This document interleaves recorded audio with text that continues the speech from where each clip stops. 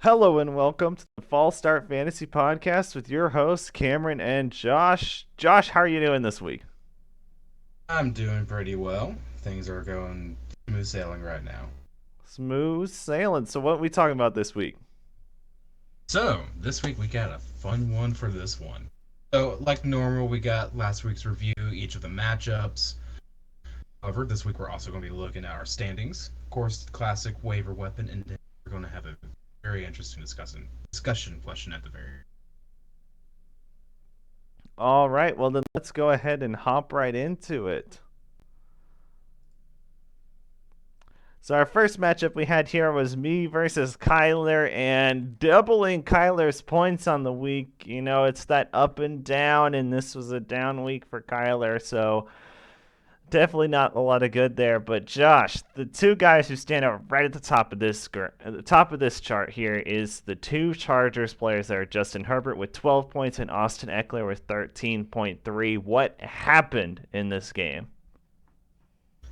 I didn't have a chance to watch the game, unfortunately, so I can't go in depth, but my guess is they just happened to run into the brick wall, aka the San Francisco 49ers defense. Obviously, you have teams like the Chiefs who are able to break down that wall and then some, but for the most part, this defense has stuffed offenses time and time again this year. So I guess is they just happened to run into that brick wall, and unfortunately for them, Eckler had to game like it's passable, and Herbert definitely not what you were expecting. Yeah, Austin Eckler, one of those interesting players that just the floor on that guy because of the receiving work is just way too high for any other player. There's no one out there who's catching as many passes as him, and it's just been fantastic there. But the other side of this matchup, Justin Fields, 39.38 points. Josh, Justin Fields, is he my set starter for the rest of the season for sure? Let's say wait till after this week. It's been fortunate the last few weeks to go up against weaker defenses. I'm just not realizing they actually lost to Detroit. I thought they won that game, so that's a surprise to me. But at the very least, he's going to provide you a good floor. He's become the main running back. I saw something earlier this year, or I think it was yesterday on Twitter. He has more rushing yards than either the Bucks or the Buccaneers, not Bucks, Rams. So at the very least, he's going to give you a solid floor. He might not have as high upside unless it's a good matchup, like you've seen these last few weeks, but going to be solid just because he runs the running backs. Yeah, definitely an interesting case there. I am very excited to say that I will definitely be starting him next week as well. And I believe the week after that is his bye week, but then it becomes kind of a tough schedule for him. I know that he plays both the Eagles and the Packers sometime after his bye week, so it's going to be a real test for him saying, okay, Justin Fields, you want to say you're a franchise quarterback, you want to say you deserve the job, and get to keep it moving forward, well, then you need to be able to do what you're doing right now against these better defenses. And when they have better linebackers than, Detroit has, they're going to be able to put a spy on him who can keep track of him a little bit more. But he is an electric player. I'd say keep starting him until he fails you, but do consider picking up a backup for those tougher matchups. The last team that I want to talk about here, and we normally never talk about defense or kicker, but the Broncos defense put up 4 points in a game against the Tennessee Titans where Derrick Henry had a pretty down game. I think you've experienced that firsthand, didn't you, Josh? That was not fun, but I still got the W at least. Absolutely, but it's kind of an interesting case there for the Broncos. Their defense has seriously been absolutely amazing. They're really shutting out all of their opponents, and especially in the passing game. There was definitely a big discussion of that on Twitter this week as Patrick Surtain and the secondary there has just been absolutely as efficient as you could imagine that team being. So it's really a discussion of, well, if we're going to be able to shut down Derrick Henry on the ground and we're not going to allow too many yards to the air, what are we supposed to do for the Denver Broncos? Is it just their offense can't stay out there so they get that many attempts, or what is the problem there for the Broncos? It's entirely their offense. I saw a stat earlier this week. The Broncos had scored 18 points in all their games, at least 18, maybe 8-1. So their defense is doing its job. Typically, you hold an opponent under 17, you have a good shot to win. And unfortunately, the offense has the efficiency of a toddler being out there trying to throw the ball.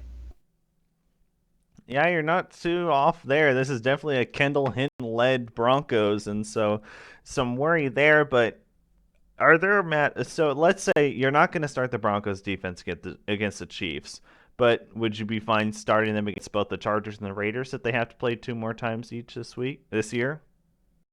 But at this point, I'd start them against anyone but the Chiefs. They're good enough defense. They won't get as much picks or sacks anymore, but just because of their solid defense, you won't have to lose too many really. So they're solid moving forward, other than the Chiefs, which seen time and time again, Chiefs have just demolished the best defense. Yeah, we'll go ahead and move on to our next matchup here. Then Josh taking it to Chris. Winning by just a little over 10 points, 11.1 point win here. What do you attribute it to onto your team, as it looks like quite around the board they did pretty well this week? Obviously, you got Mahomes, who's now worked his way into QB1. He had 31. He had a fantastic game. Yes, he had a pick, but still just a fantastic game. I mean, Mozart did very well this week. The 1A, 1B situation he has with Jeff Wilson. Stephon Diggs continued to do Stephon Diggs things, and the only other one who did well was Tyler Lockett, and he had a okay week. Yeah, Greg Dulcich only getting 2.1 points. I think that's just a matter of the fact that the Tennessee defense has been pretty good and they were able to continue doing good there. But AJ Brown, 1.7 points against a horrible Washington secondary. Truly, outside of Cameron Curl, there's not a lot of depth on that team. Can you tell me what happened with the Eagles? I didn't watch the entire game, but from what I did watch, which was most of the fourth quarter, one, their offense was very light out on the field. That doesn't help things because obviously you have less attempts if you're on the field less. And two, somehow their coveted O line, considered one of the best O lines in the league, just got beat time and time again. There was so much pressure on Jalen Hurts. He was just running around like a chicken with his head cut off. It was one of those. I'm not sure if it's just because of the fact they didn't have the ball much, if it was the pressure or a combination of the two, but definitely disappointing on that. Yeah, on the other side of this matchup, big weeks from Chris's two good running backs, 22.6 from Josh Jacobs and 23.6 from James Conner. But then a disappointing Najee Harris, 9.9 points. He did leave the game for an injury. It looks like he is good to go now, but definitely concerned there about what's going on with Najee Harris. But the guy I did want to talk about here was Marcus Mariota put up a respectable 17.74 points in a loss against the Carolina Panthers. We have talked about Marcus Mariota a number of times already on this podcast, but what we're not seeing is that this was, I believe, the most pass attempts he actually threw in a game, yet Kyle Pitts only put up 4.8 points. I think that you can be comfortable with the fact that Kyle Pitts is getting the targets that he needs. It's just they're not catchable targets, as Marcus Mariota is not a good quarterback. I believe that you keep starting Kyle Pitts, but Josh, where are you at on this debate? Just considering the offense he's on, I'm out on Pitts if you have a better option. Obviously, tight end landscape, there's not much there, but find a better option. Maybe someone has a good matchup. I'd start them over Pitts at this point because I don't trust Marcus Mariota. It's a run first offense if they have their way. Yes, they started passing a little bit more, but even then, just can't hit him. I keep thinking of one clip where wide open Kyle Pitts, even when he stretched out his massive arms, he still wasn't able to even bring it in. It just barely hit his fingertips because the ball was just that off. So basically, play the matchups at this point, I'd say. Yeah, definitely going to be interesting there. I will bring this up to you. For Kyle Pitts owners right now, they have definitely been trying to work the waiver wire, but I imagine it hasn't been a lot of success. Someone interesting that has definitely been talked about um, this year in just a small amount, especially in those dynasty leagues, is Trey McBride of the Arizona Cardinals. He was a second round pick this year, first tight end drafted in the NFL draft this year to the Cardinals. Zach Ertz is now out for the year. Are you interested in what he can do for that team? If you have the roster space, he's definitely worth the stash. Just because we don't know exactly how good he is. I don't think we've really seen him play much. Of course, that could be wrong. I don't usually Cardinals play, but it'd definitely be interesting to see if he kind of fills in the Eckhart's role. Is he going to answer role, kind of more of a Travis Kelsey type of player? It'll be interesting to see on that one. So definitely worth the stash if you have the roster space for it. Yeah, 4 targets, 4 catches right now on the season, but I would think you right now don't start the guy. Wait a week, see if he has anything. Throw him on your bench if you got the room, but figure out what you're going to do at that tight end position because both Goddard and Ertz out for the rest of the season. Though I can't be certain if Goddard will be back soon. I guess we will see on that. But let's go ahead and move on to our next matchup here where we had Jaden versus Sam. Sam getting the dub. Definitely a must win game for both of these people.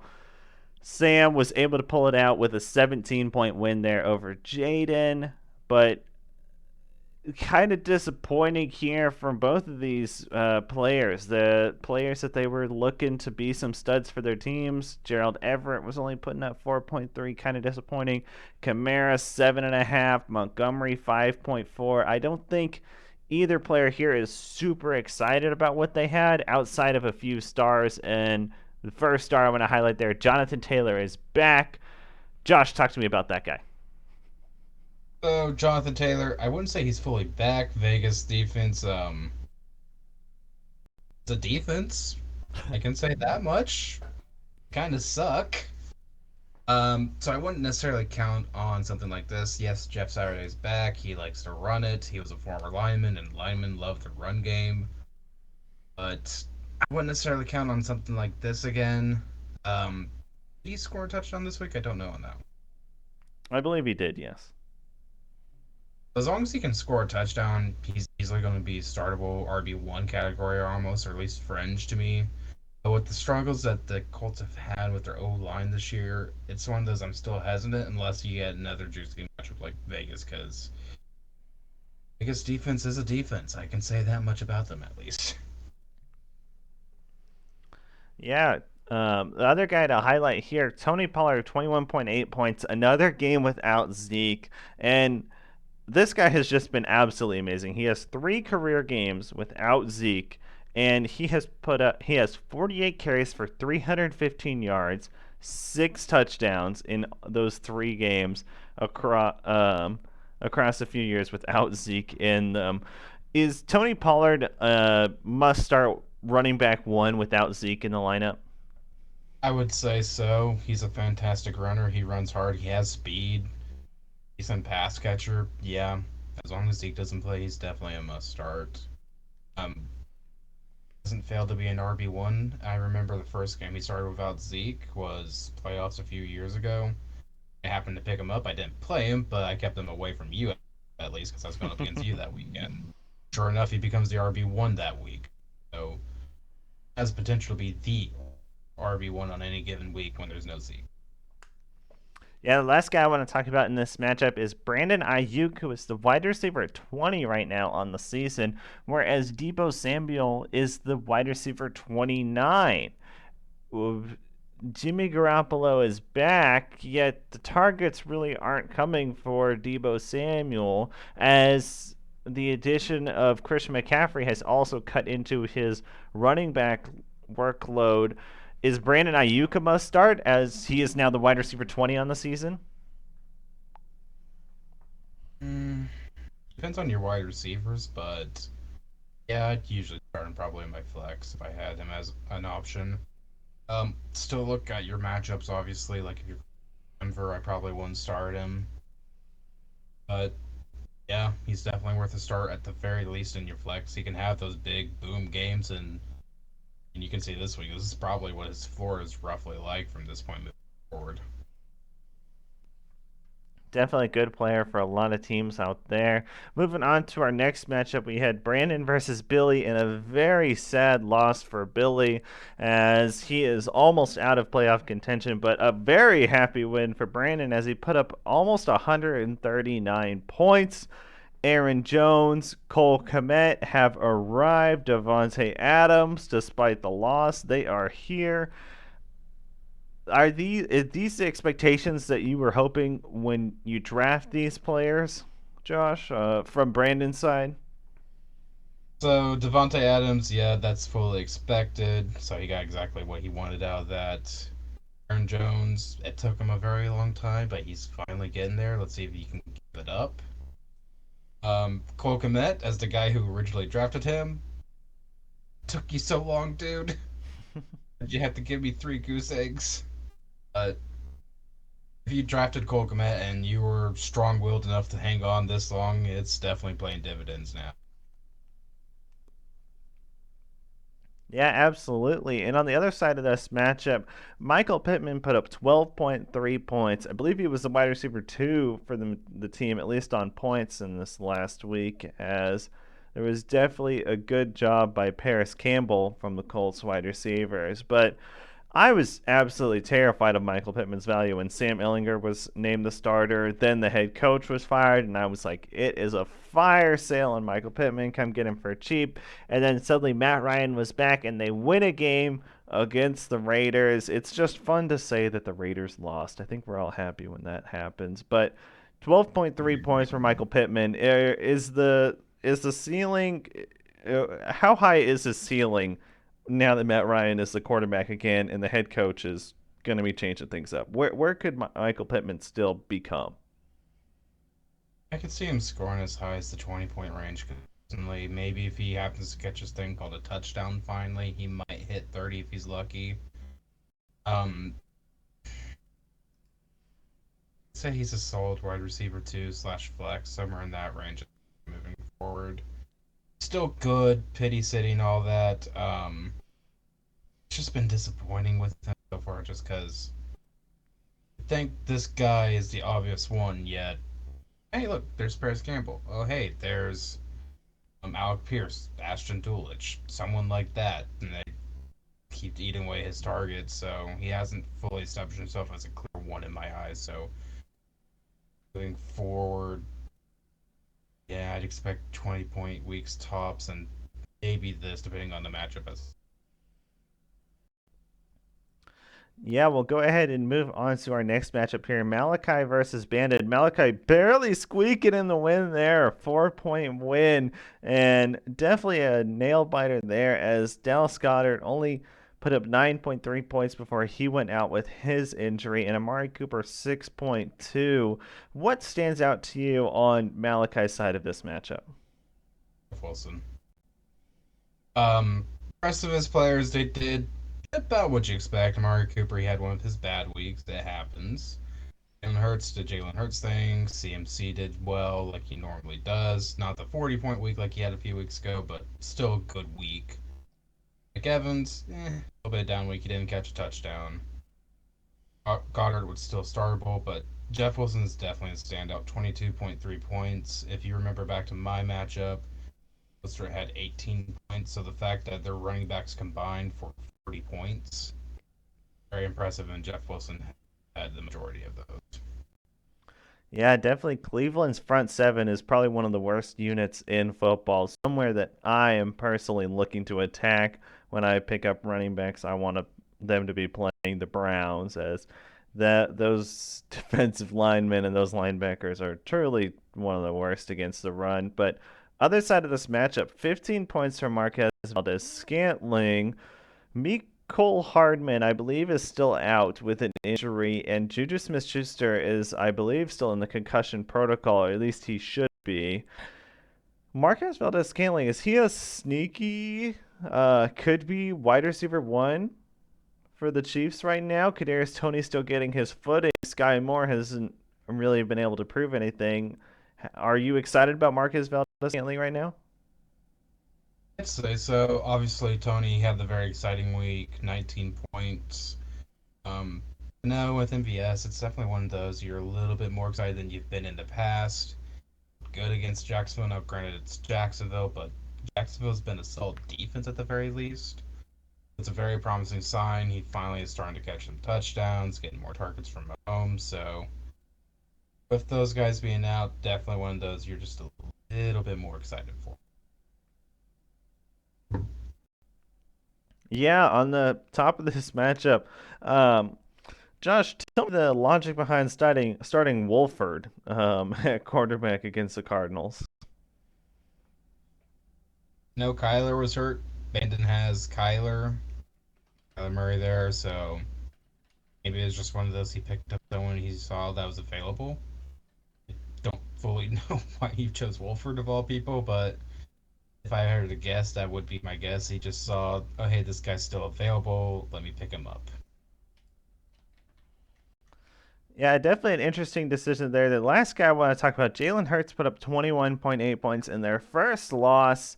He had some good rushing, definitely for sure, but it wasn't one of his best games. If people were out there looking, hoping for a 30-point game against a bad Washington secondary, are you a little bit worried at all about Jalen Hurts as he's not rushing as much and the passing was at least a little bit inefficient this week? No, just because he has that solid rushing line, it's kind of similar to Justin Fields, where again he has that very solid rushing line. So at the very least, you have that to count on. If he's having a bad week passing, now obviously he can still hit on all cylinders and he can get 40-point weeks, but at the very least, you have a solid floor with him moving forward. So I'm not too worried. All right. Then we'll go ahead on to our last matchup here. I wrote Josh versus Jaden. I guess I forgot to update that. This is Ethan versus Preston. Ethan getting the win, but a sad one at that as Leonard Fournette went out with an injury and Cooper Kupp is now on IR. And to top it all off, his tight end Zach Ertz is out for the rest of the season. How much panic does Ethan need to be in right now? If he checks his phone, quite a bit. Obviously, he's very notorious for not checking his phone with fantasy. Sometimes he just forgets about it. If he's actually paying attention, definitely one of those you need to worry because again, you're losing one of the best running backs in NFL for fantasy just because he's a dump truck. Tom Brady likes to dump it off. There's a top tier tight end, and Cooper Cup is I think he was the wide receiver one before he got hurt, so also lose that. Yeah, on the good side though for his team, CeeDee Lamb 38 awesome points and Daniel Jones a respectable 18.28 as his backup QB.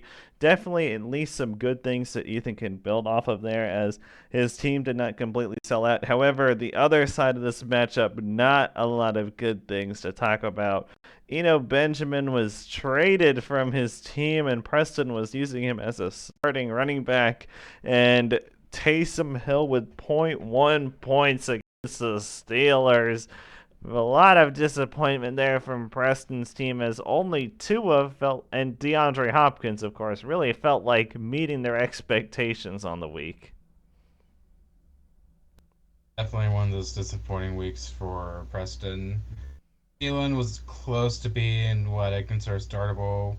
Williams, if he was your running back too, he was startable, but the fact that he's the RB1 for Preston, definitely not startable this week. And everyone else was just disappointing. The Eagles still managed to put up 7 points somehow, so that's something at least.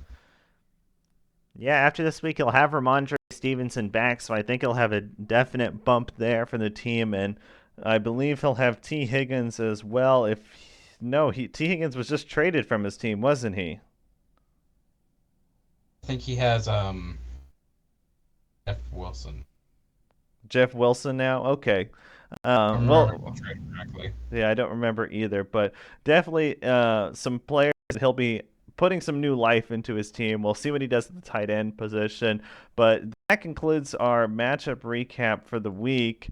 We'll go ahead and take a look at the standings here as Malachi moving up to that fifth place spot as Chris moves down, and Sam jumping up to putting himself in the eighth place, trying to make that playoff run.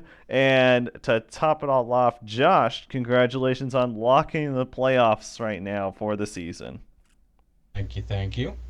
Always a pleasure to be back in the playoffs. It's almost like home turf advantage for you, isn't it? At this point, it's just like, I've returned to the promised land. I've returned home. Good to be back.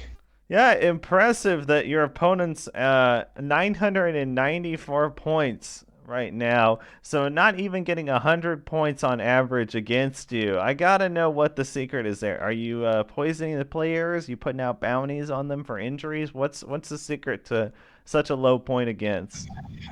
I wish I could tell you, I honestly do, but this is what it's always like for me every single year I've played fantasy. For some reason, when people play against me, they're just like, I am not going to do so well. Let me just break my leg real quick. well, I don't know what it is. It's just one of those things that happens every single year, and I'm still confused by it. Okay, so I see. As the commissioner, you're purposefully putting the bye weeks in the right spots. I Yes, understand. definitely. Making sure it's all good there. And doing the exact opposite to Billy. 1,300 points against him. Teams are averaging 130 points against poor Billy. Uh, the first year that he actually gets to draft his team, you want to cry almost. If Billy had played against the number one person, if he played against you every single week, he would have less points against him. Definitely a little sad there. However, they are not out. Billy and Jaden, they are not out yet. They can still make a run as fourth place spot is still open. Only 4 wins out from there. I believe we still have 5 games left until playoffs. So there is a chance that they can make it. Stars got to align, but that can happen sometimes. Look at the fabulous Raiders from last year. It can absolutely happen. Now, we've talked about how you have liked it in playoffs. How close is Ethan? Is it just one more win? Is that all he needs? I think so. His injuries are definitely going to hurt him in this case, but if he can eke out one more win, it's a lock. I could be wrong there, but I think so in this case. Yeah, a couple players there at 3-7, two at 4-6, two at 5-5, and if only I was 6-4 like Bandon, we would have a whole lot of parity in the league. But Mm. sadly, I got another win, and that just hasn't happened yet. But we'll see what it's going to look like next week. Definitely an interesting time going down the home stretch. A lot of playoff spots still open. We're going to see how this turns out, especially with Ethan only needing one more win to get to the playoffs. But out his three of his best players, it's going to be tough. But that closes out our league discussions for the week. We'll go ahead onto our waiver weapons. Last week, Jalen Warren was my waiver weapon. He was a hit, a small hit at that, with the RB21 finish on the week as Najee Harris left with an injury. You know, an RB2 spot is about what you can about the most you can hope for from a waiver wire player, but definitely had a good week there. Whereas Evan Ingram, disappointing week there with a tight end 25 on the week with only about 4 points. Chiefs secondary really held up against him, didn't they? Against him, yes. Against Christian Kirk, no. Yes. I think it was a big discussion of, hey, Christian Kirk gets all the points this week, right? And everyone said yes. So, Yeah. well, In that, theory, was there with Evan Ingram. It just didn't hit. yep. Turned out Christian Kirk was the right play there, but that moves my hits to 7-2 and yours to 4-4. Josh, are you about to go under 500? God, I hope not. Well, we're going to see. We'll go ahead and start with my waiver weapon on the week, and that is Isaiah McKenzie.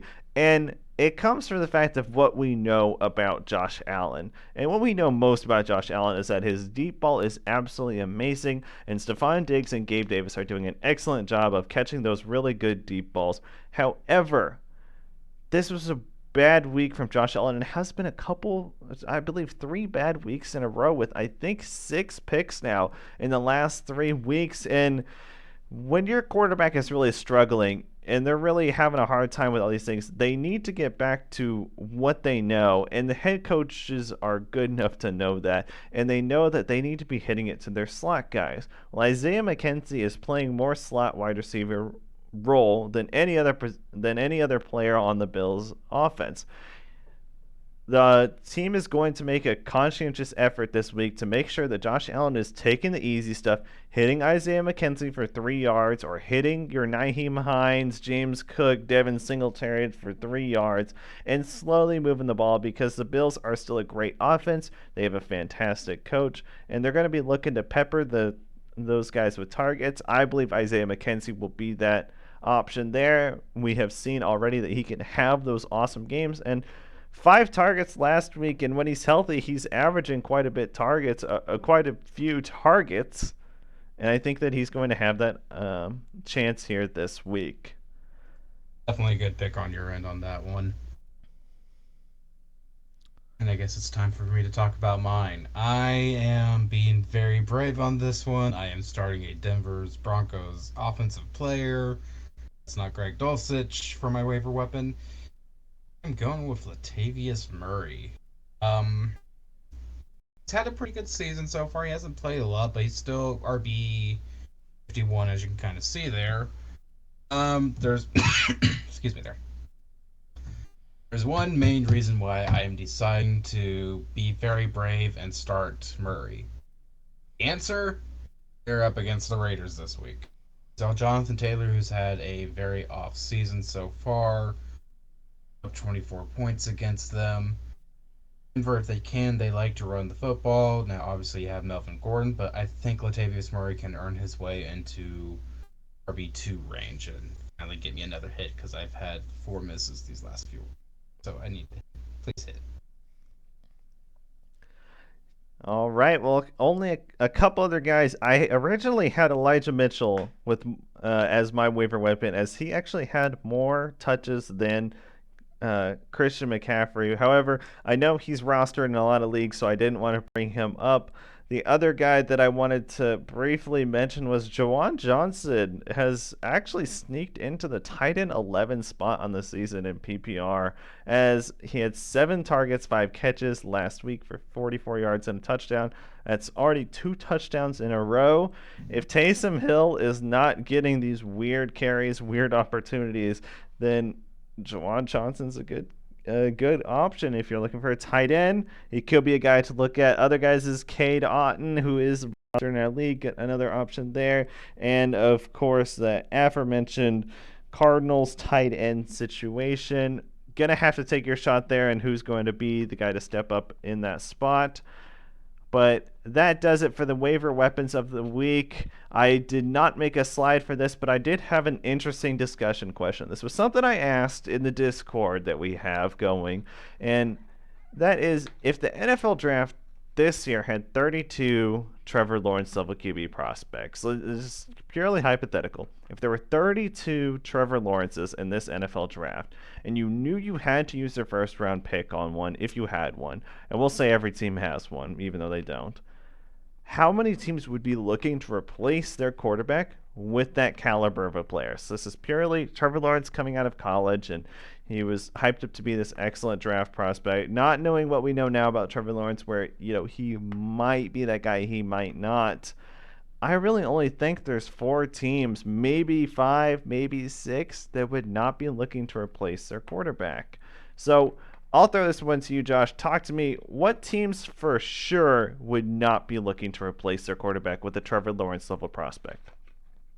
The first one that obviously comes to mind, you're looking at the Chiefs. They have Patrick Mahomes, arguably the best quarterback right now in the NFL, fantasy and outside of fantasy purposes. So that's an obvious hell no. Josh Allen has been better than expected from his draft position, so he developed and they got exactly what they wanted. So that's another no. Chargers, Justin Herbert. Again, that's one of those. Don't think they would. Justin Herbert's been better than I ever thought he would be. Bengals, they have Joey Burr. They Joey Burr. I don't think I need to say more on that one. Um, to me, the only other team you might throw in there, and that's a big might, is the Ravens. They do have Lamar. Lamar's been very good, but at this point, they don't seem like they want to pay him. That's why I'm hesitant to put him up there, but I definitely consider them like a highest, like the closest to being a definite no, but still probably. They flirt with that line too. Yeah, I think you're exactly right. They're not wanting to pay Lamar Jackson. They want to pay their other players as they consider the situation more important than the QB himself. So they might. I'd have to ask a Ravens fan if they would consider replacing Lamar this season. However, you know that they all love Lamar Jackson. There. The other team that I said may or may not is the Eagles with Jalen Hurts. I think they're absolutely loving what they have right now in Jalen Hurts, but when you have the opportunity to get an elite QB prospect, you might want to take it. Kyler Murray is another one who has really been disappointed in the last few weeks, is having constant turmoil with his head coach. Definitely not some professionalism that you want to see there. And all the memes about how he can't throw over the field, and he really is just hitting the first option when it's there and not even considering the other options, despite if they're wide open or not. Definitely some worry there. But the team that I wanted to talk about the most is a team that we have quite a few of their fans in our fantasy football league is the Dallas Cowboys. Would they be looking to replace Dak Prescott if if there was a Trevor Lawrence level prospect in this year's draft right there for him? To me, and this would have been a great episode to have one of their Cowboys fans on, but unfortunately it didn't happen. To me, I can definitely see him drafting him and having him sit for a year type of thing. Um, it's not like Zeke with the Cowboys where Jerry Jones loves Zeke for whatever reason. He's getting old. Tony Pollard's the new guy. Just get rid of Zeke, please, Jerry. With Dak, it's weird. It's like love hate. At times he's absolutely in love with him. There's times where it's like, no, no, no, get this guy off the team. It seems like. So to me, it's definitely one of those. I could see them drafting him at least. Maybe not necessarily starting him the year one, but definitely drafting him. Yeah, definitely want to get some input there from some of the fans. I think Bears and the Jaguars, who have the Trevor Lawrence of our prospect, would also be a little curious on the discussion there. And of course, the Dolphins having great efficiency with Tua, but would you be willing to move on to him knowing that you would not have to pay this new guy for 5 years? Would be kind of nice considering how expensive their contracts are getting. But that does it for the discussion and the waiver weapons and the league recap on the week. I think it was a good one. Josh, how are you feeling moving into this next week? I'm feeling pretty confident. I'm going up against Sam. Just made a huge trade. I now have the Mahomes Kelsey stack of all things. I never thought I'd be able to say I have that stack, but somehow I got it. So I'm feeling very good moving forward. Well, then I'll hope that when we get to the playoffs that they are playing the Broncos in the last week, that you're going to be playing me for that championship. But that does it for this week's episode of the Fall Start Fantasy Podcast. Thank you all so much for listening. You can find us on Twitter at Josh Newshafer and at Cameron's Ego. Josh, you got anything else to add on the week? Go Chiefs. Go Chiefs! It's gonna be a good time. Kadarius Toney really breaking out. I want to see that guy keep being awesome. Mm-hmm. Looks like he'd be a really good player there.